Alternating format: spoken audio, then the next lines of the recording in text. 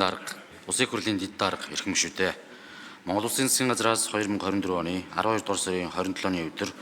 Улсын их хурл дүргэн мэдүүлсэн эрүүгийн эрхийн шийдвэр тухай хууль нэмэлт өөрчлөлт оруулах тухай хуулийн төсөл болон хам дүргэн мэдүүлсэн хуулийн төслийн анхны хэлэлцүүлгийг Улсын их хурл 2025 оны 6 дугаар сарын 20-ны өдрийн чуулганы нэгдсэн уралдаанаар хэлэлцэж эцсийн хэлэлцүүлэгт бэлтгүүлээр хууль зүйн байнгын орон шилжүүлсэн билээ. Байнгын орооны 2025 оны 6 дугаар сарын 25-ны өдрийн хуралдаанаар эрүүгийн эрхийн шийдвэр тухай хууль нэмэлт өөрчлөлт оруулах тухай хуулийн төсөл болон хамт дүргэн мэдүүлсэн хуулийн төслийг эцсийн хэлэлцүүлэг явуулсан бөгөөд хуралдааны үеэр Улсын их хурлын гишүүн Хээ Тэмүүжин хуулийн төслийн эцсийн хэлэлцүүлэг бэлтгэсэн талаарх танилцуулгатай холбогдуулан ажлын хэсгээс асуулт асууж хариулт авсан болно. Монгол Улсын их хурлын чуулганы уралдааны дэгийн тухай хуулийн дагуу хуулийн төслийн анхны хэлэлцүүлэг явуулах үед хуралдаан даргалзчаас Монгол Улсын их хурлын чуулганы уралдааны дэгийн тухай хуулийн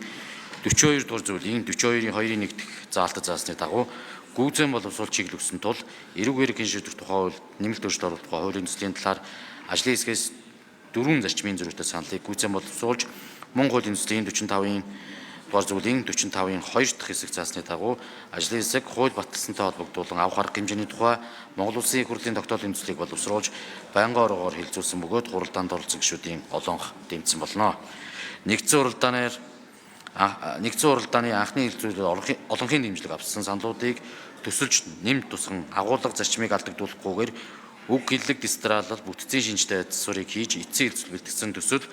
болон байнгын орооны танилцуулгыг та бүхэнд хүргүүлсэн болно. Улсын их хурлын эрхэм гишүүдээ эрүүгийн эрхийн шийдвэр тухай хууль нэмэлт өөрчлөлт оруулах тухай хуулийн төсөл болон хамт дүргэн мэдүүлсэн хуулийн төслөд эцсийн хэлэлцүүлэлт бэлтгэсэн талаар хууль зүйн байнгын орооны танилцуулгыг хэлэлцэн шийдвэрж өгөхийг та бүхнээс хүсье. Анхаарал тавьсан явдал баярлалаа.